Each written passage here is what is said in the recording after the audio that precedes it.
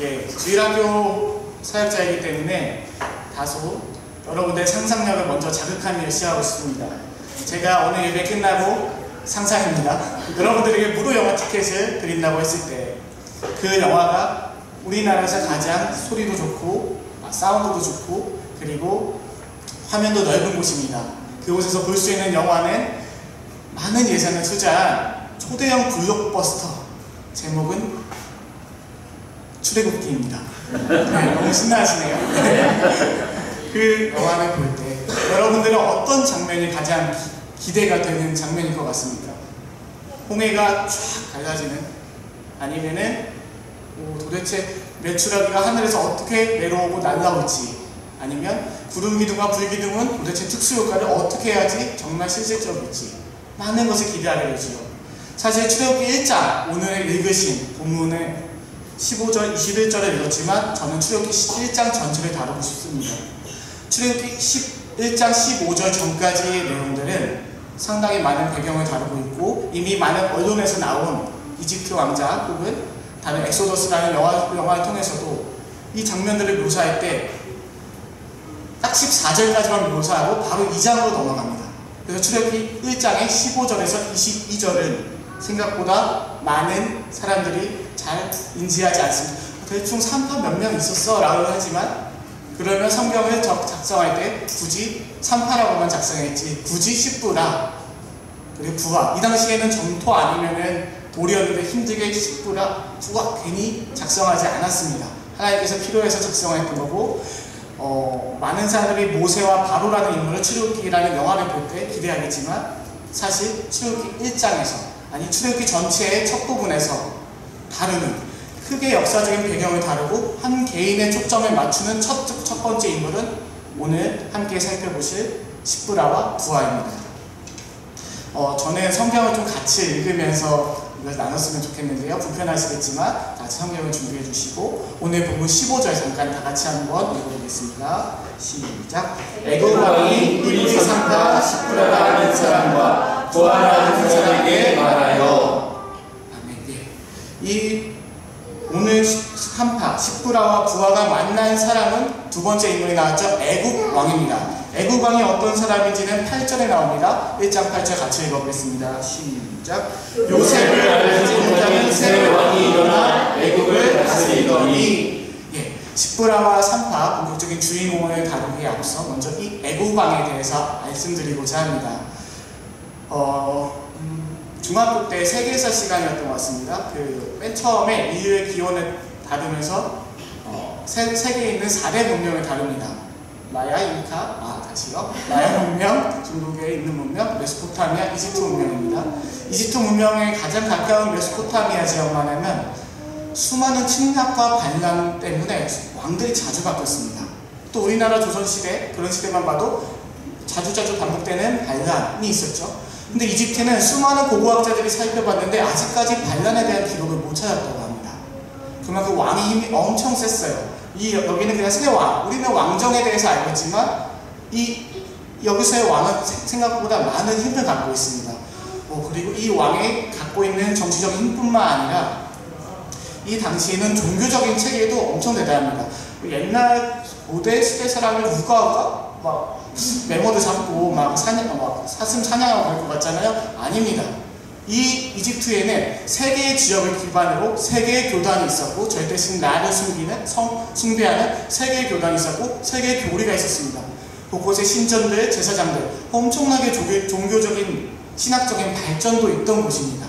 또한 로마 시대 때, 예수님 시대 때만 해도 그 로마인들의 밥을 먹였던 70%의 쌀들이 이집트에서 나왔다고 할 정도로, 이집트는 단순히 우리가 보기에는 요즘 사람들 생각에는 덥기만 나라라고 생각했지만 이 당시 예수님 시대까지만 해도 이집트는 상당히 많은 사람들을 먹였던 나라입니다.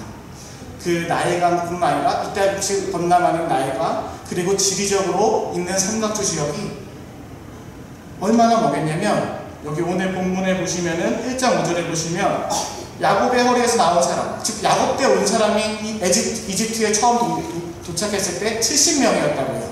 근데 출애굽기 12장에서 출애굽할 때는 장정만 몇 명일까요? 60만 명이 됩니다.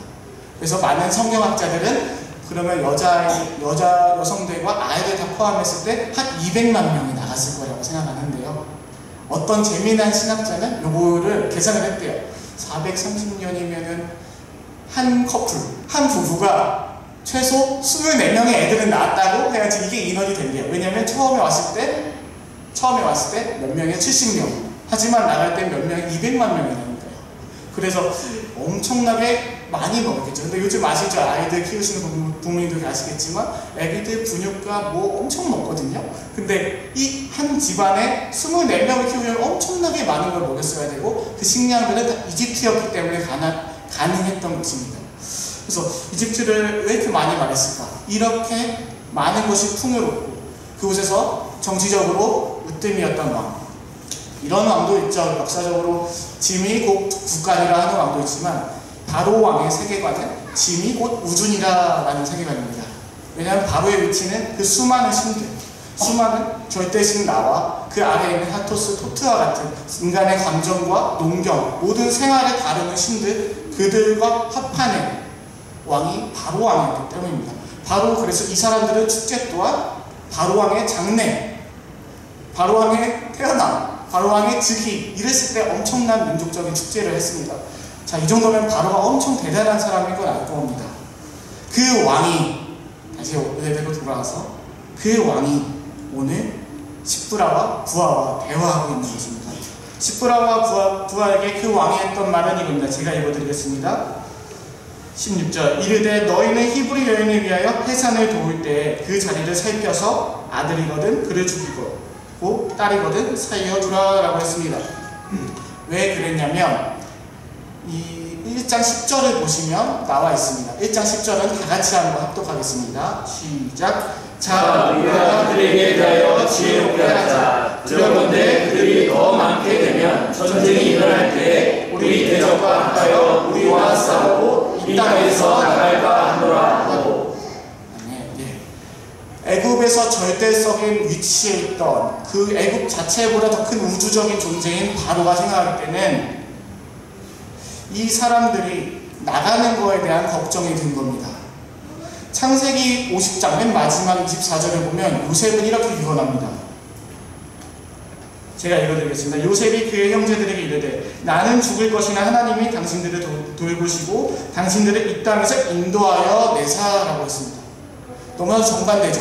전에 있던 창세기 5장 24절에서 요셉을 통하여 들었던 말은 너희를 인도하여 낼 거야. 하지만 오늘 바로 그 다음 장에 있는 출애굽기 1장에서 바로가 생각하는 것은 뭐죠?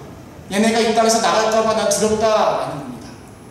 그래서 시작되죠. 11절에 비돔과 라암셋을 건축하게 합니다. 이것은 궁전이죠. 바로가 보여주는 거예요. 얘들아, 너희가 믿는 하나님이든 뭐든 다 상관없이 일단 이 나라에서는 내가 이만한 위치에 있다라고 다시 한번 그들 집게끔 하면서 각인시키고 세뇌시키고 있죠.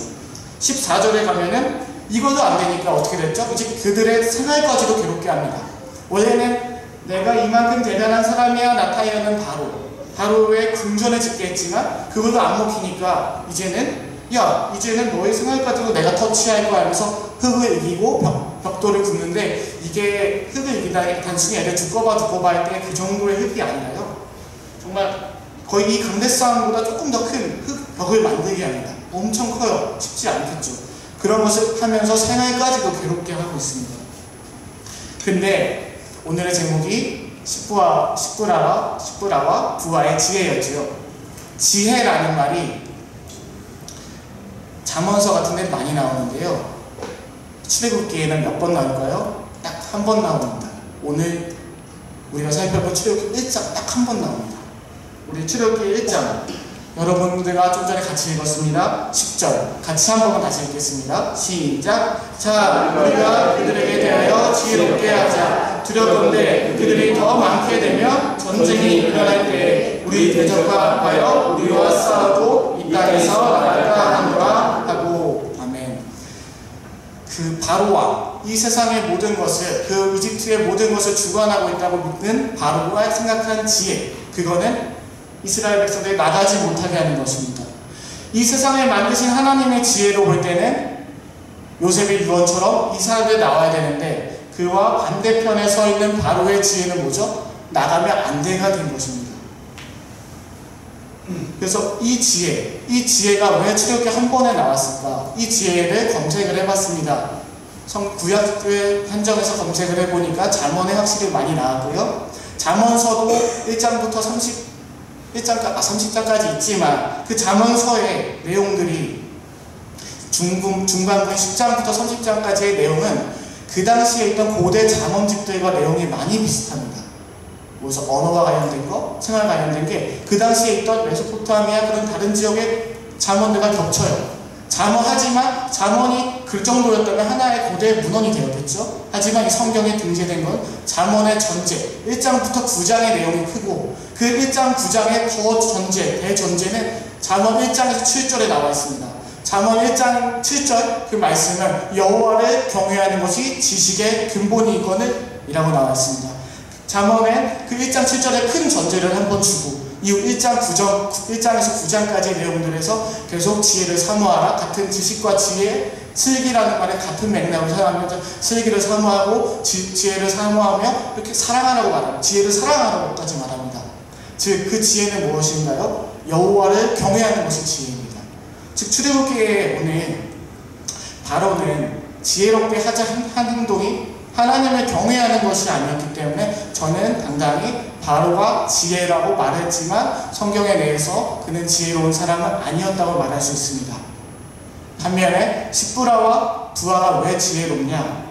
그것은 그들이 1장 17절을 보면 알 수 있습니다. 17절과 그 다음 이어서 21절을 볼 건데요. 17절 읽고 바로 21절 합독하시겠습니다. 시작. 그러나 산파들이 하나님을 두려워하여 애굽 왕의 명령을 어기고 남자 아이들을 살린지라. 21절. 그 산파들은 하나님을 경외하였으므로 하나님이 그들의 재산을 흥망하게 하신지라. 아멘. 산파들은 왕의 명령을 어겼습니다. 우주적인 존재, 엄청난 존재의 명령을 어겼습니다. 왜요? 21절에 답이 나왔습니다. 그들은 하나님을 경외했습니다. 그들이 하나님을 경외했기 때문에 저는 그들이 지혜로운 사람이라고 생각합니다. 많은 모세와 사람들이 있지만 저는 출애굽기 1장에서 이 장면을 꼭 놓쳐서는 안 되고 오히려 우리는 홍해가 갈라지고 불기둥이 떠다니고 그런 신비적인 것도 중요하고 그런 사실도 부인하지 않지만 출애굽기 1장의 전제 시작에서 말하는 건 여호와를 경외하는 자에 대한 말을 하고 있다고 생각합니다. 그것이 지혜이고 그 지혜가 중요하기 때문에 출애굽기의 저자는 출애굽기 전체에서 1장부터 40장까지 되는 엄청난 장에서 1장에만 지혜라는 단어를 쓰고 그것을 간접적으로 사실 지혜로운 사람은 이 사람들이었다라고 말합니다. 그 사람이 어떤 사람이라고요? 여호와를 경외하는 사람이요. 여호와를 경외하는 사람들이 받은 축복이 무엇일까요? 무조건 받은 축복은 20절에 나와 있습니다. 하나님이 그 산파들에게 은혜를 베푸시니 그 백성은 그 다음이 중요합니다. 번성하고 매우 강해지니라. 생육하고 번성하라는 말을 우리 창세기에서 하나님이 최초 아담과 하와에게 하셨다는 말을 알 수 있습니다. 이 번성하라는 말이 똑같은 말이 이 출애굽기 1장에 무려 3번이나 나옵니다.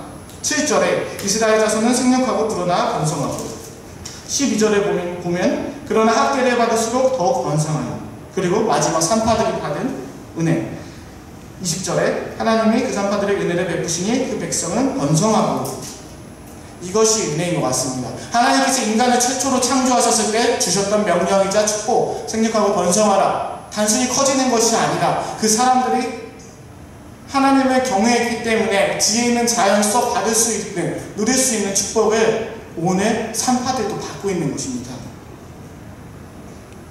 참 이 본문을 보면서 모세의 이야기를 우리는 잠깐 읽기 원합니다. 왜냐하면 창세기를 읽고 출애굽기 1장만 봤을 때 우리가 향후에 어떤 이야기가 있을지는 모릅니다. 그러면 이 상황이 조금 더 몰입이 잘 됩니다. 왜냐하면 우리가 살고 있는 지금 이 세상에도 충분히 바로처럼 하나님을 경외하는 자의 삶은 너무 별거 동떨어져요. 우리가 말씀 가운데 사는 삶과 현실의 삶이 많이 동떨어지게 느껴지는 착각하게끔 만드는 가짜 지혜 같은 세상에서의 기준과 가치관들이 너무 많기 때문입니다. 그것은 제가 여기서 뭐라고 딱 말할 수는 없을 것 같습니다. 각자가 처해 있는 학생은 학생으로서, 가장이면 가장으로서, 부모는 부모로서, 자녀면 자녀로서 각자 해야 될 가치관과 부딪히는 상황들과 싸움들이 있기 때문에 저는 명확히는 말할 수 없고 이 말씀을 듣고 고민하시면서 기도하면 될 것 같습니다. 다만 몇 가지 공통적인 건 있겠죠. 물질주의, 개인주의, 명예주의 이런 거는 역사적으로도 계속 증명되는 거죠. 이런 가치관들이 오늘날 저는 바로라고 생각합니다. 그런 돈을 많이 버는 것이 지혜고 나의 이름을 높이는 것이 우리 가족과 우리 가문의 명예를 높이는 것이 지혜 있는 사람이고 이렇게 말합니다. 사실 이 오늘 십부라와 부하는 지혜 있는 사람들인데 왜 지혜냐? 하나님을 경외하는 거라 했는데 이것을 착각하게 되면은 단순히 이 사람들이 바로왕의 명령을 어기고 그냥 바로왕이 왜 얘네를 안 죽였냐 했을 때 별로난 그것을 지혜롭다 할 수 있지만 저는 이 사람들이 지혜로운 건 하나의 그냥 말재주가 좋았다거나 뭐 잔머리가 좋았다거나 아니면 뭐 다른 센스가 좋았다거나 이런 게 아니라 하나님을 경외했기 때문에 이 사람들이 지혜 있었다고 생각합니다. 그리고 그것을 오늘날 우리 모두에게도 똑같이 적용된다고 생각합니다. 왜 그러냐면요. 함께 읽기 원합니다. 출애굽기 1장 6절을 다 같이 함께 읽어보고 싶습니다. 한번 읽어보겠습니다. 시작. 요셉과 그의 온 형제와 그 시대의 사람은 다 죽었고. 자, 출애굽기 1장까지만 알고 있는 상태라고 했어요. 여러분들이 많이 알고 계시지만 잠시만 겸손하게 출애굽기 2장 이후의 내용을 여러분들 겪지를 않았다고 가정하시고 창세기로부터 받은 내용들과 출애굽기 1장까지만 여러분이 살고 있다 생각해 봅시다. 아브라함이라는 분 처음 먼 선조로부터 하나님이라는 분이 계셨다는 걸 우리는 알고 있죠. 그리고 그분이 약속하신 것도 우리 조상님들 통해서 계속 듣고 있었어요. 근데 우리가 그렇게 하나님이라는 분이 대단한데 우리가 이 애국 땅을 밟았을 때 인원이 몇 명이라고요? 70명. 나갈 때 몇 명이라고요? 약 추정하는 인원 200만 명. 그러면 가정해 볼 수 있겠죠. 아니 하나님 믿었는데 왜 아브라함, 이삭, 야곱 그 선조분들은 그 광야에서 이리저리 많은 다른 이민족들에게 치이기만 하고 정작 인원의 생육과 번성도 없었고 오히려 애굽이라는 곳에 와보니까 엄청난 인기 우리 민족도 그 콩콩물을 얻어먹어서 번성하고 있고 하나님이란 분이 계신다고는 하는데 저 가시적인 왕이라는 사람은 처음 봤을 거예요. 저 왕이라는 왕자와 보좌를 보면서 그렇지 저런 게 왕이구나라는 생각도 들었을 것 같습니다. 또한 이 당시에 성막도 없었습니다. 하나님이라는 분의 듣고는 알고만 있는데 우리가 비슷한 것 같아요. 눈에 안 보이지 않습니까? 성막이라도 생기면 아 저게 하나님이 계셔라고 하겠죠. 성전이 있다면. 근데 눈에 안 보이잖아요. 하지만 이 이집트 사람들 절대신도 있고 사람, 지혜, 농경 모든 것을 불가하는 다른 신들도 있어요. 그리고 그 신들을 숭배하는 신전들, 제사장들이 너무나도 많았고 체계적인 교리와 교단까지 있었습니다.